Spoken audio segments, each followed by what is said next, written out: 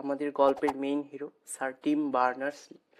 সাল 1989। Team Berners-Lee তখন সুইজারল্যান্ডের সার্নে কর্মরত।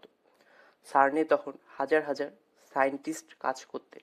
তাদের তথ্য বিভিন্ন কম্পিউটারে ছড়িয়ে ছিটিয়ে থাকতো, ফলে তথ্য খুঁজে পাওয়া কঠিন হয়ে যেত। এই সমস্যার সমাধান করতে টিম বার্নার্স-লি তার বসের কাছে একটি প্রপোজাল লিখলেন, ইনফরমেশন ম্যানেজমেন্ট প্রপোজাল, যার মূল ধারণা ছিল যদি ডকুমেন্টগুলো লিঙ্কের মাধ্যমে একে অপরের সাথে কানেক্টেড থাকে। তার বস প্রপোজালের উত্তরে লিখেছিলেন, ভেগ বাট এক্সাইটিং, অর্থাৎ অস্পষ্ট কিন্তু দারুণ সম্ভাবনাময়। এরপর 1990 সালের দিকে টিম বার্নার্স-লি এবং তার এক সহযোগী রবার্ট কেলিও মিলে ওয়েবের 3টি কোর ভিত্তি তৈরি করেন।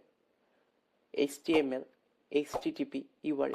HTML ঠিক করবে পেজের স্ট্রাকচার, HTTP ঠিক করবে তথ্য আদান প্রদানের নিয়ম, আর URL ঠিক করবে অ্যাড্রেস। এই 3টি প্রযুক্তি মিলেই জন্ম নেয় ওয়ার্ল্ড ওয়াইড ওয়েব।